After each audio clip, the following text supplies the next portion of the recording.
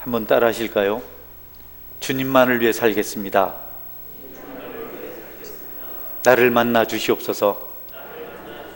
나를 만져 주시옵소서. 네. 오늘 말씀은 세 번째 하늘을 다녀온 사도 바울에 대한 또 그의 고백이기도 한 말씀입니다. 세 번째 하늘은 천국을 말합니다. 인간은 자력으로 천국을 경험할 수가 없습니다. 천국에 이를 수가 없습니다. 물질 세계, 시간 세계, 공간 세계에 제한을 받는 인간으로서는 절대로 하나님 나라를 임의로 경험할 수가 없습니다. 인간은 육체를 가지고 있는 동안 제한적입니다. 어쩔 수 없이 한계를 가지고 살아갈 수밖에 없습니다. 그게 현실입니다. 우리가 아무리 몸부림을 쳐도 그 한계를 벗어나지 못합니다. 그래서 받아들여야 될 필요가 있습니다. 하나님 나라는 장소적인 의미가 아니기 때문에 공간의 제약을 받는 우리로서는 절대로 찾아낼 수가 없습니다. 시공을 초월하지 않고는, 현실 세계를 넘어서지 않고는 하나님 나라를 우리가 맛볼 수가 없습니다. 하나님 나라는 여기 있다 저기 있다 이렇게 할 수 있는 것이 아니고 우리 마음에 있다고, 우리에게 있다고 성경은 가르쳐주고 있습니다. 누가복음 17장 20절 21절 말씀을 보면 이렇게 기록합니다. 바리새인들이 하나님 나라가 어느 때에 임하니까 묻거늘 예수께서 대답하여 이르시되 하나님의 나라는 볼 수 있게 임하는 것이 아니요 또 여기 있다 저기 있다 고도 못하리니 하나님의 나라는 너희 안에 있느니라. 네, 사람의 노력이나 어떤 수고나 공로나 자격을 통해서 소유할 수 있는 것이 아닙니다. 하나님의 임재를, 하나님의 나타나심을 하나님께서 친히 계시하지 않으면 우리는 알 수가 없습니다. 우리가 찾아가는 것이 아닙니다. 그 나라는 2000년 전에 예수님의 초림을 통해서 이 땅에 임했습니다. 예수님께서 하나님 나라에 대해서 궁금하고 정말 하나님 나라가 임했느냐고 질문하는 이들에게 대답하시기를 누가복음 11장 20절인데요. 그러나 내가 만일 하나님의 손을 힘입어 귀신을 쫓아낸다면 하나님의 나라가 이미 너희에게 임하였느니라.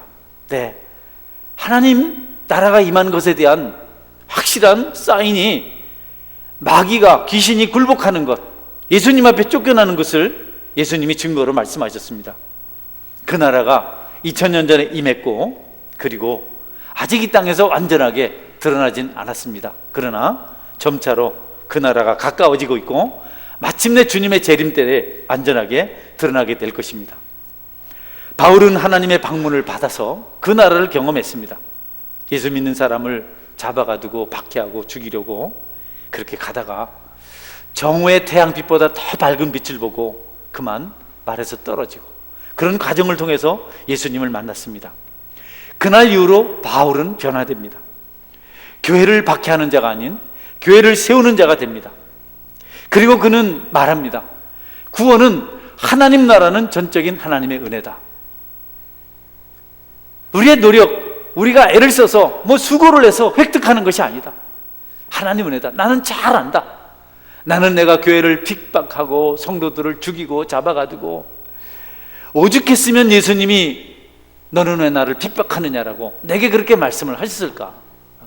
그런데 내가 구원을 받고 은혜를 받았고 하나님의 자녀가 되었고 내가 하늘나라를 다녀왔다. 하늘나라를 경험했다. 나는 세 번째 하늘에 이른 사람이다. 이 땅도 아니고 저 보이는 푸른 하늘도 아니고 그 넘어 있는 모든 것을 초월하는 그 나라에 내가 갔다 왔다. 은혜다. 철저하게 하나님의 은혜다. 그래서 에베소 교인들에게 보내는 편지를 통해서 이렇게 말씀합니다. 너희가 그 은혜에 의하여 믿음으로 말미암아 구원을 받았으니 이것은 너희에게서 난 것이 아니요 하나님의 선물이라. 행위에서 난 것이 아니니 이는 누구든지 자랑하지 못하게 함이라.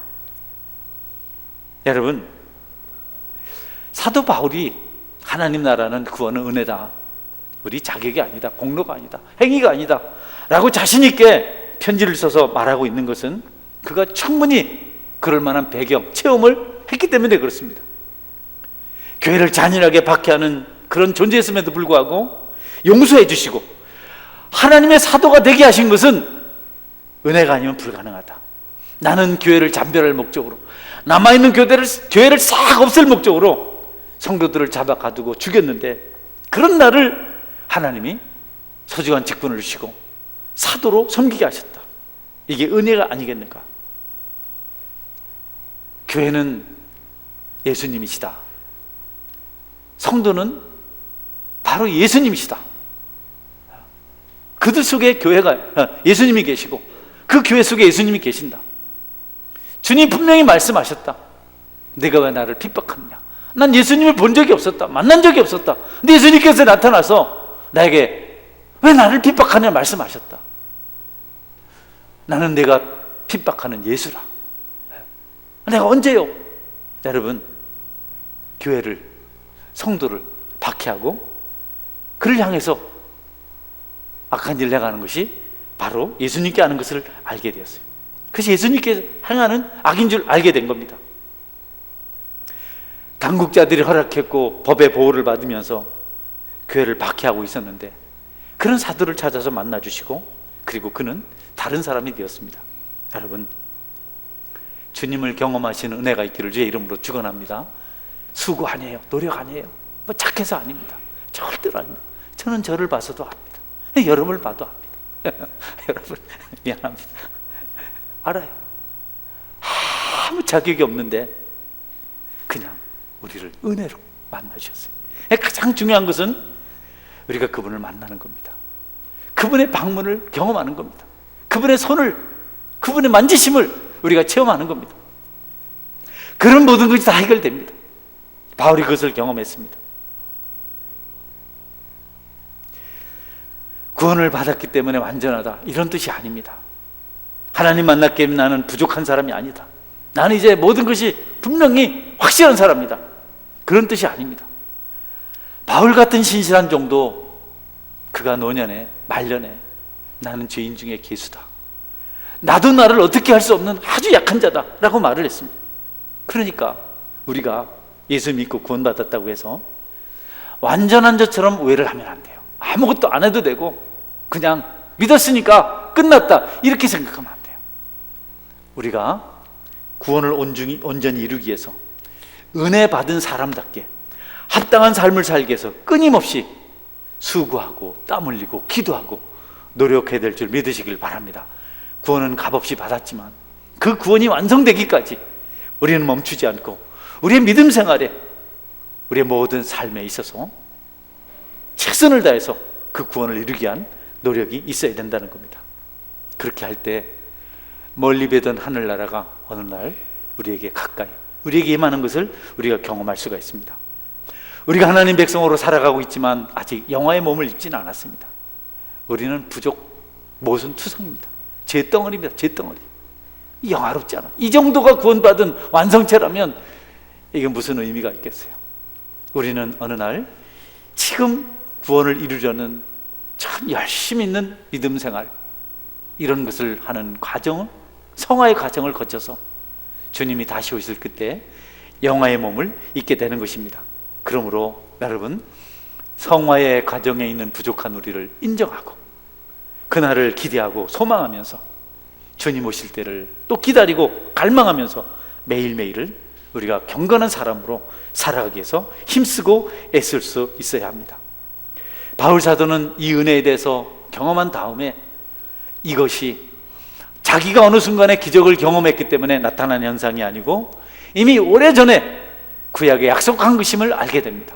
교회를 핍박할 땐 몰랐는데 은혜를 받고 나니까 구약의 율법의 약속들이 다 이 구원을 말하고 있었어요. 그래서 그는 로마서 9장 13절에서 이렇게 말씀합니다. 기록된 바 내가 야곱은 사랑하고 에서는 미워하였다 하심과 같으니라. 이것은 은혜를 말하는 겁니다. 하나님이 주권적으로 은혜를 주신 자는 구원을 받고 하나님의 풍성한, 정말 하나님께 사랑하는 그 복을 누리며 살아갈 수가 있다는 겁니다. 여러분과 저희가 바로 그 은혜를, 그 복을 받았어요. 누구보다 특별히 잘나서가 아닙니다.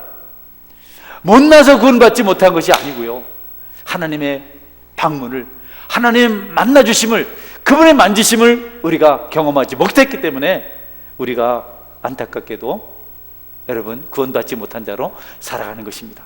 여러분, 야곱을 사랑한 그 사랑이 저와 여러분을 사랑하셔서 구원의 반열에 들게 하신 것을 기억하고 행위 자랑하지 말고 남보다 우월해지려고 하지 말고 받은 은혜만 감사하시는 은혜가 있기를 주의 이름으로 축원합니다. 이사야서 45장 9절은 이렇게 설명을 합니다. 같이 읽어볼까요? 질그릇 조각 중 한 조각 같은 자가 자기를 지으시니와 더불어 다툴진대 화했을진저 진흙이 토기장이에게 너는 무엇을 만드느냐 또는 내가 만든 것이 그는 손이 없다 말할 수 있겠느냐. 네, 토기가 토기장이한테 너 뭐 만드냐? 도대체 하는 일이 뭐냐? 내 손이 없다 이렇게 말할 수 있느냐? 네? 여러분 집에 갔는데 여러분 설거지 하는데 그 그릇이 여러분 사기 그릇이 여러분한테 네가 뭐 잘났다고 나를 씻느냐 이렇게 말하지. 여러분 이 접시가 그래 하면 깜짝 놀랄 거잖아요. 우리가 하나님의 주권 안에서 구원받고 그분의 섭리 가운데 살아가는 것이지 우리가 어떤 역할을 해서 구원받은 것이 아니다. 할렐루야. 우리가 뭐 잘했고 노력했고 안 해요. 그거는 잘하고 노력하는 거는 그 다음입니다. 바울 사도가 은혜 받은 다음에 복음 전도자가 돼요. 이 순서를 모르면 안 돼요. 여러분 그만하고 신앙이 피곤해집니다. 정죄하는 자가 돼요. 그런 사람 절대 자기 자신을 못 봐요. 남이 저 사람 못됐다 이런 말 남에게 할 수 있어요. 바울 사도가 율법에 능통했던 것은 참 좋은 일이었습니다. 그는 그 지식을 가지고 한때는 교회를 핍박했지만 은혜 받고 난 다음에는 그 지식을 가지고 하나님 주권에 대해서 은혜에 대해서 설득력 있는 설명을 해냅니다. 해박한 지식, 율법에 대해서 정말 은혜를 가진 그가 결국 복음, 구원을 설명하는 견인차를 그 율법을 통해서 가지게 됩니다. 율법이 결국 우리를 구원의 자리로, 은혜의 자리로, 깨닫는 자리로 인도하는 역할을 한 것을 바울이 말하고 있습니다. 여러분, 율법의 지식, 성경의 지식이 얼마나 중요한지를 우리가 알아야 됩니다. 그러므로 우리는 말씀을 읽고 묵상하고 배우고 그분 안에 사는 일에 진력해야 됩니다. 신사적인 사람, 말씀이 어떤가 상고해서 말씀대로 살려고 애쓰는 사람, 그런 영적 수고, 영적 노력, 영적 분투가 없으면 우리는 변화되지 않아요. 성장하지 않아요. 우리는 하나님 나라를 몰라요. 기쁨을 몰라요. 눈에 보이는 현상에 흔들리는 그런 사람이 될 수밖에 없습니다. 바울 사도는 하나님의 주권을 말씀하신 이사야 선지서를 거침없이 자신 있게 인용을 합니다. 에레미야 18장 3절 6절도 토기장이 비유인데요. 여러분 같이 한번 읽을까요? 읽으면 시작. 내가 토기장의 집으로 내려가서 본즉 그가 농로로 일을 하는데 진흙으로 만든 그릇이 토기장이의 손에서 터지매 그가 그것으로 자기 의견에 좋은 대로 다른 그릇을 만들더라. 그때에 여호와의 말씀이 내게 임하니라 이르시되 여호와의 말씀이니라 이스라엘 족속아 이 토기장이가 하는 것 같이 내가 능히 너희에게 행하지 못하겠느냐. 이스라엘 족속아 진흙이 토기장의 손에 있음 같이 너희가 내 손에 있느니라. 할렐루야. 여러분이 주님의 하나님의 손에 있는 줄 믿으시길 바랍니다. 아멘. 아무것도 아닌 진흙 덩어리, 그냥 뭐 맺혀도 버려도 아깝지 않은 진흙 덩어리가 우리 토기장의 손에 들려서 정말 좋은 그릇이 돼요. 고려자기, 청자기 그런 게 되기도 하고 또 우리 밥그릇이 되기도 하고 어떤 것도 선있을 그릇이 되기도 하고. 그러니 우리가 뭘 노력해서 값진 청자가 되겠다, 백자가 되겠다 하지 말고 토기장이 되신 그분에게 진흙인 우리를 맡기는 겁니다. 그러면 그분이 우리를 잘 빚어서 값진 그릇이 하나님 쓰시는 것으로 만드신다는 겁니다. 그리고 여러분 보잘것없다고 누구를 절대 비난하지 맙시다. 제가 한 실수 중에 그런 거거든요. 수근수근한 거거든요. 그게 그 사람에게 잘못한 것도 있지만 근본적으로 하나님을 향한 대적입니다. 하나님이 귀하게 만들면 바울 사도 같은 사람도 여러분, 주님만을 위하는 전도자, 위대한 사도가 되잖아요. 하나님께서 그를 만들고자 원하시면, 그를 축복하고자 원하시면 그가 합당한 자, 가장 멋있는 자, 훌륭한 자, 복된 그릇이 될 줄 여러분이 믿으시길 바랍니다. 그러니까 우리는 기도해야 돼요. 하나님, 나를 하나님 쓰신 합당한 대로 만들어 주옵소서. 값진 그릇 깨끗한 거 만들어 주옵소서. 그리고 이 사람들께 해주십시오. 이 사람 자격 없어요. 이 사람 절대로 가능성 없어요. 이런 거는 여러분, 진흙이 토기장한테 덤비는 거와 똑같은 겁니다. 주님의 만져주심, 주님의 임재, 주님의 찾아오심, 그것이 곧 하늘나라입니다. 그 순간 사도 바울은 변했습니다. 모든 것이 달라졌습니다. 그는 그 이후로 교회를 위해서 살았습니다. 하나님 나라를 경험했다. 그분의 만지심을 경험했다. 구원을 받았다. 나는 하나님의 백성이다. 하나님의 자녀다 라고 고백하는 사람은 여러분, 그 고백에 합당한 삶을 살기 위해서 수고해요. 봉사해요. 교회를 세우려고 애를 써요. 모든 것을 다 바쳐서 죽기까지 섬깁니다. 바울이 그렇게 했어요. 은혜 받았다는 거죠. 은혜 받았다, 하나님이 나를 만나셨다, 이거는 기분 좋은 분위기, 그런 거 아니에요. 황홀한 그런 분위기 아닙니다. 그건 약물로도 마약으로도 가능해요. 우리 은혜 받았다는 것을 내 기분이 좋았다, 내가 오늘 칭찬받았다, 내가 오늘 엔돌핀이 나왔다, 이렇게 이해를 하는데요, 성경은 은혜 받은 것이 그게 아니라고 말해요. 여러분, 얼마든지 세상에 가서도 순간적인 기쁨은 누릴 수 있다고요. 클럽에 아이들이 모이는 이유가 뭔지 알아요? 거기 가면 자기들이 바라는 어떤 유의가 있기 때문에 그렇습니다. 성도들이 교회 와서 하나님의 자녀가 돼 섬기면서 기분 좋아요, 은혜 받았어요, 오늘 만족해요, 이 정도로 여러분 은혜를 생각하면 안 돼요. 진짜 은혜는요, 그런 것을 경험하는, 그런 무슨 엑스타시를 경험하는 그런 것이 아니고, 그분의 나라와 그분의 교회와 그 백성들을 사랑하되 끝까지 사랑하는 그런 중심을 가진 것을 말합니다. 할렐루야. 여러분에게 은혜가 있으면 영혼을 사랑하게 돼요. 교회를 생각하게 돼요. 하나님 나라를 생각하게 돼요. 그래서 봉사합니다. 그래서 멸시와 천대도 감당합니다. 죽어가는 영혼을 불쌍히 여겨서 눈물로 기도하고 복음을 전합니다. 우리가 다 그래야 되는데 성화가 아직 안 됐어요. 그래서 자꾸 옛날 일을 생각해요. 옛날에 좋았던 그 시간 생각해요. 나 어릴 때 잘 나갔대이, 나 옛날에 그랬대이. 부끄러운 줄 아세요, 여러분? 그런 것 가지고 자랑하면 안 돼요. 고난이 있을지라도, 아픔이 있을지라도, 손해가 올지라도, 여러 가지 악한 일이 생길지라도 하나님께서 주신 소원을 따라서 하나님의 영광을 위해서, 그 교회를 위해서, 영혼을 위해서 죽기까지 충성하는 것, 그것이 바로 은혜 받은 사람의 삶의 모습인 것을 여러분이 믿으시기를 바랍니다. 할렐루야. 저 사람 은혜 받았어. 저렇게 힘들고 아무도 칭찬도 안 해주고 아무도 함께하지 않는데 변함없이 10년 전이나 지금이나 똑같아. 그런 말을 들을 수 있는 사람은 은혜 받은 사람입니다. 방언한다고 은혜 받은 거 아닙니다, 여러분.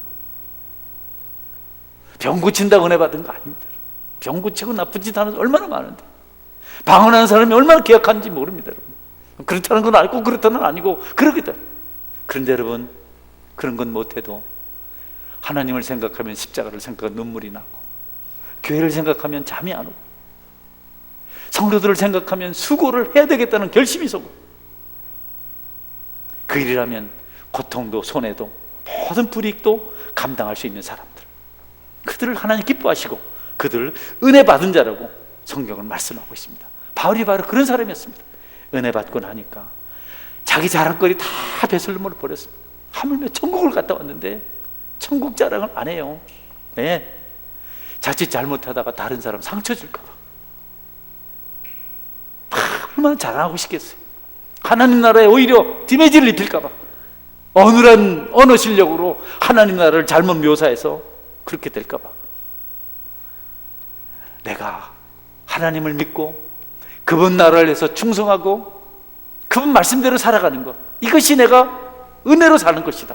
그래서 여러분, 우리 로마서 3장 1절 말씀을 보면 바울이 이렇게 말하는 것들을 같이 읽으시면 시작.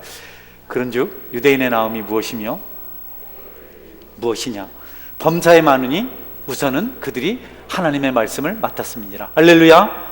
다 있는데 다 훌륭한데, 그런데 그 중에서 제일 훌륭한 것은 하나님의 말씀을 맡은 겁니다. 그러니 여러분, 말씀대로 그분께서 우리에게 가르친 대로 순종하는 자로 살아갈 때 여러분이 최고가 되는 겁니다. 아멘.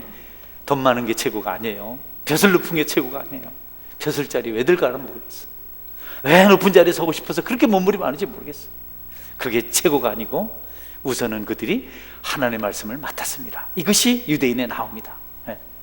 할례가 그 자체가 아니고 말씀이 있기 때문에 할례가 유익하다는 겁니다. 고난의 여정, 아픔의 여정을 바울은 묵묵히 감당합니다. 말씀 따라 사는 것. 하나님 원하시면 죽음도 두려워하지 않고 그 길을 걸어갔습니다. 복음을 위한 고난, 가장 값진 고난, 하나님의 영광을 위한 고난을 받으면서 그는 축복이라고 말합니다. 십자가를 지는 삶을 사는 것, 어떤 사람들이 싫어서 외면하고 비껴간 그 짐을 짊어지고 골고다 언덕을 오르는 것이 그는 최고의 축복이라고 말했어요. 이리저리 비껴가면서 어려운 일은 안 하고 틈봐서 편안하게 자기 생각도 살아가는 것, 그래서 안일한 삶을 추구하는 것은 복이 아니다. 그는 나쁜 거다. 그건 비열한 거다. 진짜 복은 고난받을 줄 뻔히 알고, 부담될 거 뻔히 알고, 고통이 찾아올 거 뻔히 알고, 일찍 죽을 거 뻔히 알면서도 주님이 주신 십자가 짐을 짊어지고 가는 것이다. 여러분, 예수 그리스도의 남은 짐, 그 십자가를 짊어지고 가겠다고 바울사도가 말하거든요. 땅까지로 증인이 되라. 나는 그 짐을 내가 짊어지겠다. 골로새서 1장 24절입니다. 이것도 같이 읽을까요? 시작.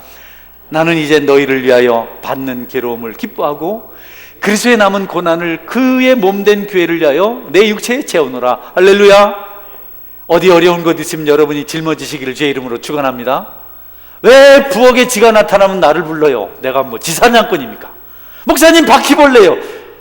당신이 잡아요 그런 거를. 이를테면 그렇다는 겁니다. 저를 불러주세요. 제가 쥐 잡는 재미로 삽니다. 여러분, 남은 고난을 내가 짊어져야지 남한테 왜 맡겨요? 잘하라는 뜻 아닙니다. 앞장서라는 뜻도 아닙니다.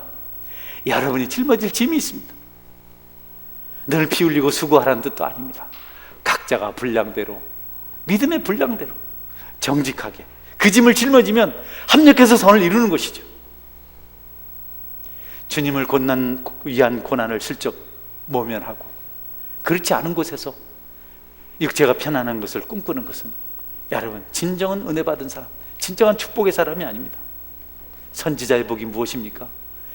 교회를 내서 짐을 짊어지는 것이 선지자의 복입니다. 얻어 터져가면서 복음을 전하고, 죽어가면서 복음을 전하고, 결국 우리가 받는 복이 그 복인 것을 성경은 가르쳐주고 있습니다. 희생을 각오하고 대적자들을 찾아가서 죽을 줄 알면서도 예수 믿으십시오 말할 수 있는 것, 그럴 수 있는 것이 복이다. 여러분에게 이런 복이 있기를 주의 이름으로 축원합니다. 물론 물질의 복도 있습니다. 건강의 복도 있습니다. 그러나 진짜 복은 말씀을 해서 사는 겁니다. 여러분, 운동선수들 아잖아요. 도영일 집사님, 공 차는 게 좋아요? 구경하는 게 좋아요? 차는 게 좋죠. 그런데 운동선수들 운동장에 나가면 얼마나 힘듭니까? 뛰어야 되고, 잘못하면 막 야유받고, 또 걸려서 넘어지고 상처 입고. 여러분, 얼마나 그 운동장에 뛰는 일이 힘듭니까? 저는 1000m 중장거리 선수였습니다. 믿거나 말거나. 힘듭니다. 그래도 하잖아요. 네. 운동선수 그걸 해야 됩니다. 어떤 분이 등산하는 사람한테 그러더라고. 왜 그 힘든 등산하냐 그러더라고. 자기는 그런 걸 안 하겠. 왜 더운 데 가서 공을 차냐 그러더라고. 몰라서 그래요. 벤치에 있는 후보 선수들에게 여기서 편해 좋겠네요. 아무것도 안 하고 앉아 있으면서 말이지. 또 봉급 다 받잖아요. 행복하시죠? 아니요, 비참합니다. 우린 나가서 뛰어야 되는데 넘어지기도 하고 또 저는 박수도 받고 그래야 되는데 가만히 있으니까 무료예요. 너무 힘들어요. 여러분, 바울이 경기장에서 운동하는 선수의 비유를 들었어요. 다른 박질에 상을 받으려고 다른 박질한다. 고린도전서 9장 23절 24절입니다. 같이 읽겠습니다. 시작. 내가 복음을 위하여 모든 것을 행함은 복음에 참여하고자 함이라. 운동장에서 다름질하는 자들이 다 달릴지라도 오직 상을 받는 사람은 한 사람인 줄 너희가 알지 못하느냐. 너희도 상을 받도록 이와 같이 다름질하라. 복음을 전하고 예수님 믿고 교회를 섬기는 일을 상 받으려고 달리는 운동선수처럼 하라는 겁니다. 드리블을 하다가 상대방이 태클을 걸어서 넘어져서 무릎이 깨지고 그래도 달리잖아요. 그렇게 너희들이 복음을 전하는 사람으로 살아라. 하나님 교회와 그 나라를 위해서 그렇게 살아라. 어려움을 겪지 않으면 비밀을 모릅니다. 기적을 체험하지 못합니다. 아파 보지 않으면 아프지 않은 것이 얼마나 큰 기쁨인 줄 모릅니다. 축복인 줄 모릅니다. 주님에서 고난을 경험해보고 주님께서 도와주시고 그 손으로 만지시고 우리를 찾아주실 때 그때 하나님의 축복이 무엇인 줄 우리는 비로소 압니다. 기도하는 사람이 왜 기도할까요? 잠이 안 와서 그럴까요? 아닙니다.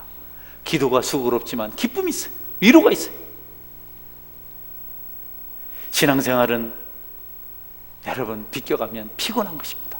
귀찮은 것입니다. 부담스러운 것입니다. 너무 불편한 것이 신앙생활입니다. 그런데 힘들고 지치고 어렵지만 주님을 위해서 정직하게 봉사하고 손해가 생기지만 남을 위하고 은혜를 사모해서 예배를 드리고 여러 가지 거룩한 부담들을 감당할 때 성도 속에서는 하나님 나라의 기쁨이 찾아오는 겁니다. 바울이 경험한 하나님 나라가 공간적인 개념은 아니잖아요. 시대 문제 아니잖아요. 여기 있다 저기 있다 아니다. 하나님 나라는 너희 안에 있느니라. 여러분 사도 바울처럼 고난의 짐을 짊어지고 사시는 동안 여러분이 역동적인 성도의 기쁨을 누리시게 되기를 주의 이름으로 축원합니다. 할렐루야. 무료하고 아무 생각 없고 설교가 지겹기만 하고. 바울은요 천국에 다녀왔거든요. 하나님 만났거든요. 그런데 이상하게도 여러 계시를 받고 하늘나라 갔다 오는데 바울 사도에게 가시가 생겼어요. 옛날에 교회를 핍박할 때는 없던 병이 생겼어요. 능력과 고난과 환난이 그에게 찾아왔어요. 너무 힘이 들어요. 복음을 전하려고 하니까 사람들이 저 사람 자기도 저렇게 아파가지고 복음 전하다 쓰러져서 거품이나 토하고 하면서 뭐 이 하늘나라를 말하나, 가난뱅이, 병들어서 비틀거리고 결혼도 못하고 못 낳고. 그래서 바울 사도가 하나님께 기도해요. 하나님, 덕이 되지 않습니다. 내가 아파서 날마다 쓰러지고 복음 전하다 넘어지고 하니까, 내가 이렇게 초라하니까 도대체 복음이 사람들에게 은혜가 되질 않습니다. 나 좀 고쳐주십시오. 하나님이요, 안 된다 그래요. 복음은 그런 것을 초월한다. 여러분, 가난도 초월할 줄 믿으시길 바랍니다.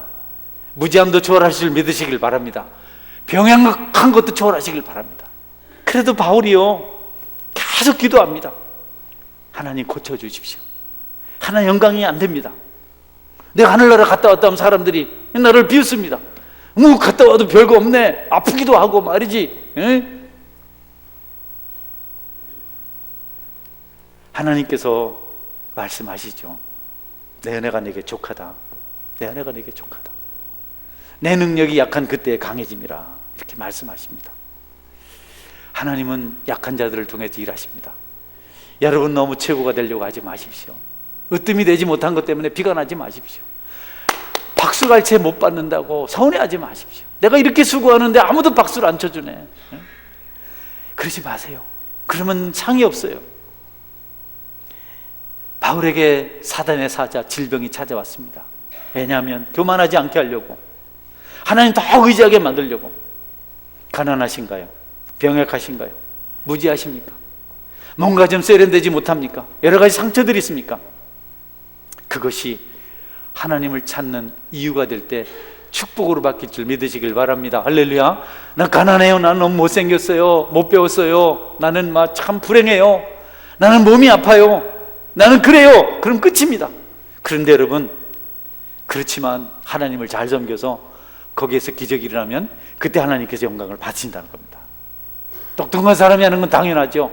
그러나 저 사람 학문 없는 범인 같은데 오늘 대단하네. 야, 예수님 믿으니까 다르다. 예수님 영광 받으시는 거죠.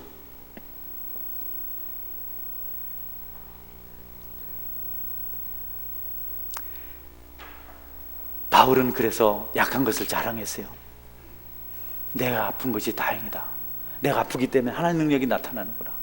내가 부족하기 때문에 하나님께 영광 받으시는구나. 내가 하나님같이 똑똑하고 훌륭하면, 내가 최고면 하나님이 나타날 방법이 없습니다. 이단자들이 다 그렇잖아요. 이단의 교수들이 다 자기가 영광 가로채잖아요. 처음엔 다 하나님 믿겠다고 시작해서 그랬잖아요. 그래서 그는 그 고통이 자신에게 머물러 있길 원했어요. 정말 아이러니컬하죠. 하나님의 은혜가 자기에게 머물길 원해서 그 약함도 고통도 함께 머물길 원했습니다. 여러분의 처지가 어떠하십니까? 그것을 감사하십시오. 불평하지 마십시오. 장가를 잘못 들었네, 시집을 잘못 갔네, 자녀들을 잘못 교육시켰네, 부모님을 잘못 만났네, 가난하네, 부자네, 이런 말 하지 마십시오. 하나님은 여러분의 그런 환경을 허락하시고 거기서 영광 받으시고, 그리고 그 다음에 또 다른 축복으로 여러분에게 응답하실 줄 믿으시길 바랍니다. 수고로의 삶을 사는 것은 중요합니다. 그러나 여러분, 헤어지자 이런 말 하지 마세요. 나 죽겠다 이런 말 하지 마세요. 하나님 주신 환경을 왜 그렇게 하세요? 하나님 뜻이 있어서 그랬는데. 참새 한 마리도 여러분 하나님 허락하지 않으면 떨어지지 않는데, 여러분이 겪는 아픔들 하나님이 아십니다. 그 아픔을 감당하고 주님 섬길 때 하나님이 여러분을 찾아주실 줄 믿으시길 바랍니다. 그게 위로입니다. 그게 축복입니다. 사람이 뭘 해주겠어요? 자꾸 사람들이 나한테, 집사람한테 잘하라는데 나보다 잘하는 사람이 누가 있습니까? 왜 아멘을 안 하시면 모르겠네. 여러분, 그것도 중요하지만 더 중요한 것은 우리가 곤란 중에도 하나님을 만나는 것입니다. 오늘 본문 한번 보십시오. 7절 10절 본문 말씀인데요, 우리 같이 읽어보겠습니다. 시작. 여러 계시를 받은 것이 지극히 크므로 너무 자만하지 않게 하시려고 내 육체에 가시 곧 사탄의 사자를 주셨으니 이는 나를 쳐서 너무 자만하지 않게 하려 함이라. 그러므로 내가 그리스도를 위하여 악한 것들과 능욕과 궁핍과 박해와 곤고를 기뻐하노니 이는 내가 약한 그때의 강함이라. 할렐루야. 약할 때 감사하십시오. 하나님 나를 어디에 쓰려고 이렇게 초라한 모습으로 만들었습니까? 송명희 시인의 시 아닙니까? 이 부족한 나를 어디에 쓰시려고 나를 이렇게 초라하게 만드셨습니까? 여러분, 송명희 시인이 손 한 번 들고 찬양하려면 3분 걸립니다. 그런데 그를 비천하다고 말한 사람 아무도 없습니다. 하나님께서 그녀를 통해서, 그 시인을 통해서 영광을 받으시는 줄 믿으시기를 바랍니다. 그러니 자꾸 우리가 너무 몸부림하지 마세요. 받아들이세요. 하나님, 내가 이렇습니다. 이거 안 하려고 너무 빨간 거 칠하지 말고, 너무 분장하려고 하지 말고 자신 있게. 나도 우리 딸아이 코가 납작해서 세워준다 하니까 말만 그랬더니 아빠, 그렇게 자신이 없어서 어떻게 목회하시려고 그래요? 이 가시 나가야 하면서 그 말이 은혜가 되더라고요. 그렇구나. 우리가 당당하자. 믿음으로 살자. 세상이 믿음 앞에 무릎을 꿇어야 안 되겠네. 어려운 때 있어요. 넉넉하지 않을 때 있습니다. 가난할 때 있습니다. 힘들 때 있습니다. 그 십자가를 짊어지고 가야 합니다. 세상은 모든 것이 많아야 됩니다. 지식이 많고 물질이 많고 건강하고 잘생기고 어려움이 없고 스펙이 화려해야 대접을 받습니다. 그것을 복이라고 말합니다. 근데 복 아니잖아요. 부자들이 당하는 고통을 보십시오. 불의로 취한 재물 때문에 얼마나 어려움을 겪습니다. 벼슬자리에 있는 분들 보십시오. 우리 발자가 더 안 좋습니까, 여러분? 그것은 복이 아닙니다. 바울이 말하는 최고의 행복은 하나님을 갈망하는 것, 하나님 의지하는 것, 그분을 바라보고 사는 것, 그것이 최고의 행복이고 최고의 축복이라고, 은혜라고 말합니다. 약할 때 강한 이유, 약할 때 하나님 의지하기 때문에 강하다는 겁니다. 계시를 받은 것이 지극히 크므로 너무 자만하지 않게 하시려고 내 육체에 가시고 사단의 사자를 주셨으니 이는 나를 쳐서 너무 자만하지 않게 하십니다. 유달리 고생을 많이 하는 분 계십니까? 여러분이 받은 은혜가 많아서 그렇습니다. 하나님께서 여러분을 겸손하게 만드시려고 받은 것이 많기 때문에 여러분을 어렵게 하세요. 낮추세요. 낮아지세요. 그 다음에 높아집니다. 그것이 싫어서 혼자 올라서려고 하면 하나님을 대적하는 것이 돼서 점점 더 큰 어려움이 찾아옵니다. 하나님이 함께하지 않으시면 우리는 아무것도 아닙니다. 그러므로 내가 그리스도를 위하여 약한 것들과 능욕과 궁핍과 박해와 공고를 기뻐하노니 이는 내가 약한 그때 강함이라. 여러분에게도 이런 고백이 있기를 주의 이름으로 축원합니다. 모진 삶을 살고 계신가요? 원수를 만났나요? 여러분을 사랑하시는 하나님의 손길인 줄 믿으시길 바랍니다. 할렐루야. 그 인간이 아니었으면 우리가 지옥 갈 수 있었단 말이죠. 그 환경이 아니어서 우리가 주님을 찾지 않을 수 있었단 말이죠. 바울은 기도하고 또 기도했습니다. 질병 좀 고쳐달라고, 이 어려움 좀 없애달라고. 하나님 영광에서 살아야 되는데 내가 왜 이래야 되냐고. 교회가 좀 번듯하고 사람도 많고 부자도 많고 해야 세상에 가서 좀 역할을 할 수 있죠. 아무것도 없이 우리가 하나님 나시 그렇지 않다는 겁니다. 필요 없다는 겁니다. 하나님은 내가 너희와 함께 있으면 된다. 내가 능력이다. 우리가 자꾸 그것에 멀어지고 있습니다. 교회가 앞을 다투어서 세상적인 가치를 따른 결과가 요즘 이 모습입니다. 우리가 회개할 이유는 그겁니다. 여러분, 저도 목사인데요, 목사님들이 잘 살아요. 목사님 대접 많이 받습니다. 우리 교회에서 제가 대접을 제일 잘 받는 것 같아요. 예전에 이게 없을 때 교회는 부흥했어요. 성도들 부유합니다. 시간 많습니다. 이거 없을 때 교회는 부흥했습니다. 하나님은 아닌 것 같은 사람들을 통해서 일하시고 그들을 통해서 영광 받으시기를 원하시는 분이십니다.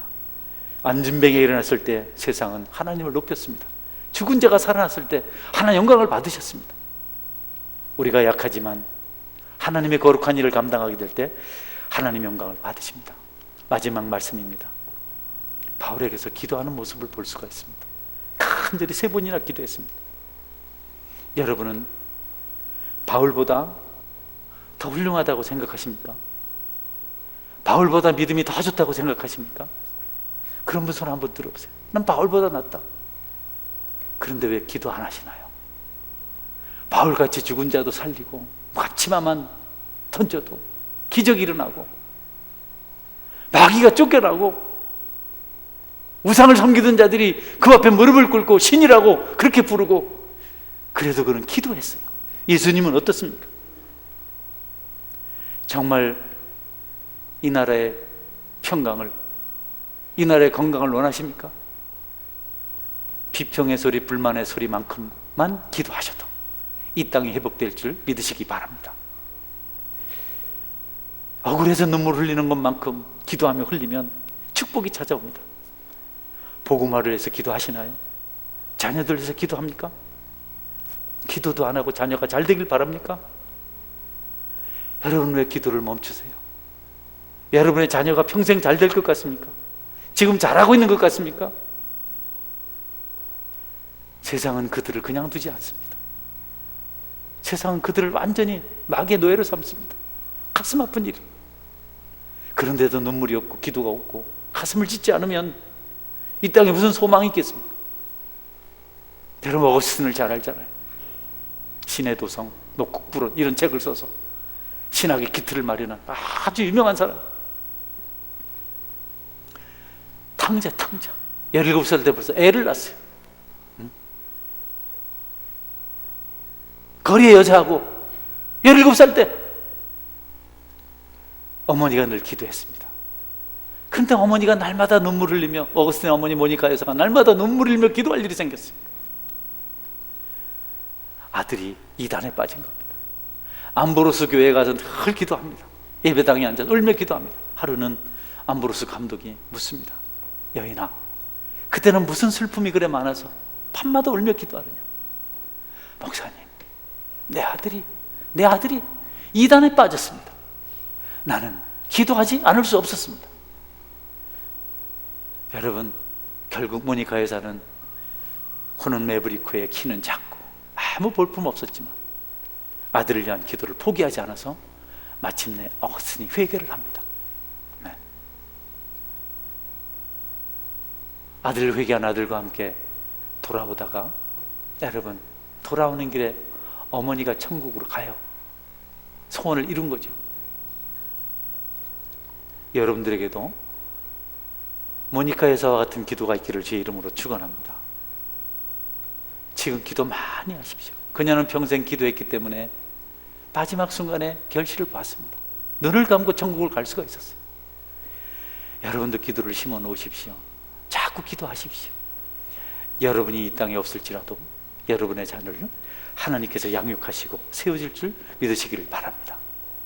다음 세대를 우리 가정에서, 우리 교회에서 기도로 지키지 않으면 하나님 나라는 미래가 없습니다. 안타까운 일입니다. 말씀 맺습니다.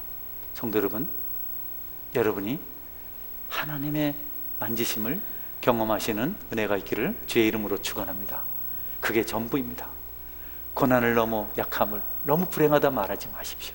여러분을 사랑하시기 때문에 여러분을 겸손하게 하셔서 하나님의 일을 이루시고자 하는 하나님의 뜻이 있습니다. 하나님은 마침내 여러분을 통해서 영광을 받으실 겁니다. 현실을 비관하지 마십시오. 자살하겠다, 가정 깨뜨리겠다, 이런 생각하지 마십시오. 하나님 뜻이 있습니다. 나중에 반드시 영광을 받으실 겁니다. 여러분은 바울처럼 기도하십시오. 간절히 기도하십시오. 기도하고 또 기도하십시오.